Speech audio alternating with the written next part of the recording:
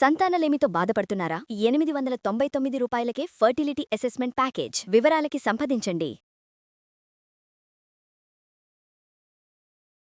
నేను ప్రతిసారి మాలతి చందూర్ గారి పేరు చెప్తుంటాను. ఈసారి మాలతి చందూర్ గారిదే ఒక రెసిపీ చేద్దాం. మామూలుగా మనం పులావ్ చేసుకుంటాము, పొంగల్ చేసుకుంటాము. పులావ్ లాంటి వాసనతోటి పొంగల్ చేసుకోవటం. ఆవిడ స్వీట్ పులావ్ అని చెప్తారు దాన్ని. బాస్మతి రైస్ తోటే భలే ఇంట్రెస్టింగ్గా ఉంటుందండి. మన వైపు కూడా చేస్తారు. ఈ హైదరాబాదీ స్టైల్లో కూడా దాన్ని ఏదో తమాషా పేరుంది, నాకు జ్ఞాపకం రావట్లేదు. పొద్దునుంచి ఆలోచిస్తున్నాను. అయితే చేసి చూడండి. ఒకవేళ ఇది మీకు తెలుసుంటే ఇందులో ఏమేమి మార్పులు చేర్పులు చేస్తారో తెలియచేయండి మాకు. బాస్మతి రైస్ ఒక కప్పు తీసుకున్నాం అనుకోండి. ఈ కప్పు రైస్ని ఒక అరగంట సేపు కడిగేసి పక్కన పెట్టేసేయండి. హాఫ్ అన్ అవర్ కడిగిన తర్వాత చక్కగా ఇట్లా కొంచెం నానినట్టు ఉంటాయి, నీళ్ళు ఉంచేసి పక్కన పెట్టుకోండి. ఎంత ఇది వేస్తామో, బియ్యం వేస్తామో అంత పంచదారని గ్రైండ్ చేసి పొడి చేసి పక్కన పెట్టుకోండి. పాకం కూడా చేస్తారు కొంతమంది. పొడేసింది భలే చాలా సింపుల్గా అయిపోతుంది. అయితే ఇవి కాకుండా ఓకే, మనకి ఇందులోకి ప్రత్యేకంగా కావాల్సింది ఏంటంటే కుంకుమ పువ్వు. దీంతో ఒక చిన్న కలరు, తర్వాత లైట్ ఫ్లేవర్ వస్తుంది. కుంకుమ పువ్వుని ఒక 2 చిటికెలు బియ్యం కడిగినప్పుడే కాసిన అన్ని పాలల్లో వేసేసి పక్కన పెట్టండి. నానిపోతుంది అనమాట. అది నానిన కుంకుమ పువ్వు బియ్యంలో కలిపేస్తాం. కుంకుమ పువ్వు పాలల్లో వేసి పెట్టాము పక్కన.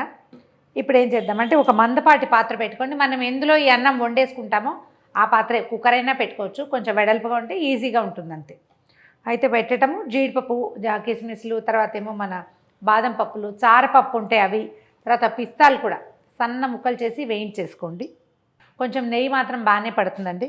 తక్కువ నెయ్యి వేసుకోవాలంటే చూసి వాడుకుంటే సరిపోతుంది. జీడిపప్పులు, తర్వాత కొన్ని బాదం పప్పు సన్నగా కొద్దిసేపు 1 గంట నానబెడితే చీలికలు బాగా తెగుతాయి. తర్వాత కాసిన కిస్మిస్లు, నల్ల ద్రాక్షలు వేస్తే చాలా బాగుంటుందండి. ఇవన్నీ కూడా మనకు కావాల్సిన కొలతలో వేసుకోవటమే. ఈ మూకుడు పెట్టుకున్నప్పుడే పక్కన మన కప్పు కొలత, ఏ కొలత అయితే బియ్యం పెట్టుకున్నామో దాంతో 2 కొలతల నీళ్లు మరగబెట్టండి. తొందరగా అయిపోతుంది. అండ్ ఇవి బాస్మతి రైస్ ముక్కలు అయిపోతాయి కదా, ఆ ముక్క అవ్వకుండా ఉంటుందన్నమాట.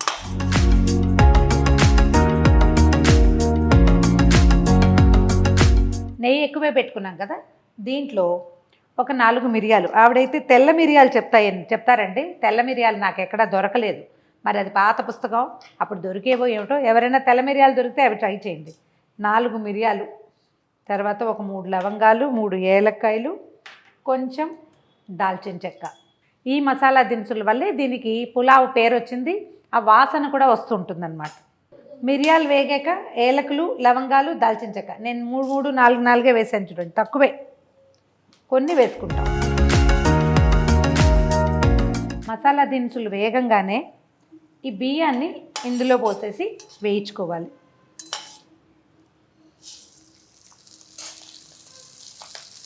స్టవ్ సిమ్లో పెట్టండి. తర్వాత మనం కుంకుమ పువ్వుని పాలల్లో వేసాం కదా, కొద్దిగా పాలు పోస్తూ కలిసేలాగా వేయించుకోవాలి. ఉందండి.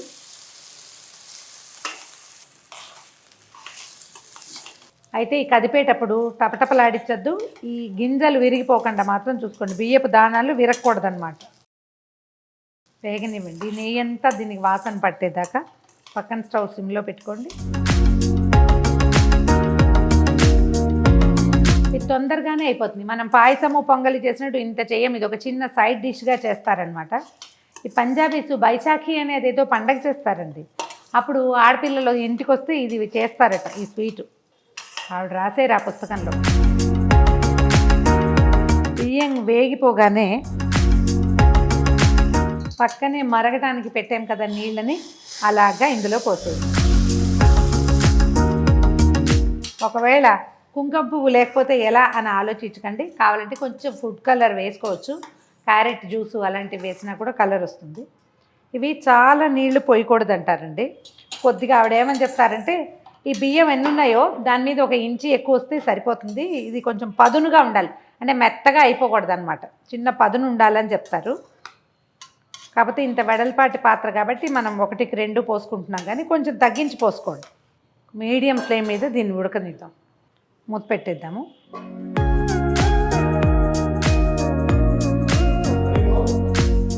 చూద్దాం మన రైస్ ఎంతవరకు వచ్చిందో. దాదాపుగా ఉడికిపోయింది, తడంతా పోయింది. ఇదేంటంటే శుద్ధగా మెత్తగా పాయసంలాగా లేదా పొంగల్లాగా ఉండదు, చిన్న అలా ఏమంటారంటే మెతుకుగానే కనపడాలన్నమాట. ఉడికిపోయింది దాదాపుగా, చిన్న నలకంత పలుకుంది. ఇలాంటప్పుడు ఏం చేద్దామంటే మనం గ్రైండ్ చేసి పెట్టుకున్నాం కదా, ఇదివరకటి రోజులు ఆవిడ విసురురాయిలో తిరగట్లో పోసి మెత్తగా విసురుకోండి అని రాస్తారండి ఆ పుస్తకంలో. ఇప్పుడు ఎవరు చేస్తారు? పంచదార పోసేద్దాం దీంట్లో. ఇప్పుడు పాకం పోయచ్చు లేదా పంచదారే వేయచ్చు, దానికంటే ఇది స్పీడ్గా అయిపోతుంది అనమాట. అందుకని బహుశా ఇది మొదలు పెట్టారని అనుకుంటాను నేను. బెల్లంతో చేస్తే అంత బాగా కుదరలేదండి, టేస్ట్ మారిపోయింది. పంచదారతో చేస్తేనే నచ్చింది నాకు. మీరు ట్రై చేస్తామంటే చూడండి ఒకసారి. పంచదార క్షణాల్లో వచ్చేసింది చూడండి, కరిగిపోతుంది. ఒక స్పూన్ నెయ్యి వేసి నిదానంగా ఉడకనివ్వండి. నీళ్ళల్లో ఉడికేది ఒక ఎత్తు అయితే, ఈ పంచదార పాకము నేతితోటి ఉడకడం రెండో ఎత్తు అనమాట. దీన్ని ఎంత నిదానంగా దగ్గర పడినేస్తే అంత బాగా కుదురుతుంది. మంచి మసాలా వాసన వస్తుంది, తీపి వాసన కూడా వస్తుంది. కాసేపు ఉడకనిద్దాం దీన్ని. ఒక అంటే ముద్దయి మనకి దగ్గర పడేదాకా చాలు. అంటే పాకాన్ని మెతుకులు పీల్చేసేయాలన్నమాట. ఇలా మనకి మెతుకుగానే కనపడుతుంది. 5 నుంచి 10 నిమిషాలు ఈజీగా పడుతుంది. మీడియం టు హై ఫ్లేమ్లో ఉంచేద్దాం. దీనికి చాలా ఎక్కువ నెయ్యే వేస్తారండి జనరల్గా. మనం తక్కువ నెయ్యి వేసిన ఆ నేతిని వదిలేస్తున్న టైంలో తీసేద్దాము. ఇంక ఇందులో ఏం వేయక్కర్లా. ఎండు కొబ్బరి కూడా వేసుకోవచ్చండి, మీ చాయిస్ ఉంటే. కొబ్బరి ఇష్టమైతే సన్నగా ఎండు కొబ్బరి ముక్కలు కూడా తరిగి ఇందులో పడేసి వేయండి. వీటితో పాటు పప్పులతో పాటు వేయించేసుకోవచ్చు.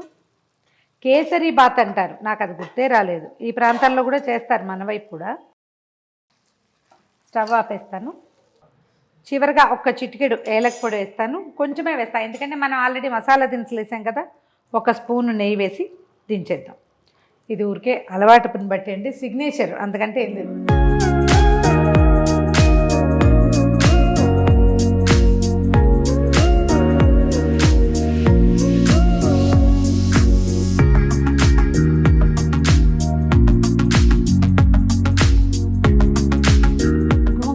స్వీట్ పులావ్ తయారుగా ఉంది. దీన్ని కేసరి బాత్ అని కూడా అంటారు మన ప్రాంతంలో. ఎలా కావాలంటే అలా చేసుకోవచ్చు. బెల్లం వేసి ట్రై చేస్తామంటే ఒక్కసారి ట్రై చేసి చూడండి. కానీ షుగర్ రుచిని బీట్ చేయలేదు బెల్లం. ట్రై చేసి చూడండి. ఈ వీడియో కనుక మీకు నచ్చినట్లయితే లైక్ చేయండి, షేర్ చేయండి.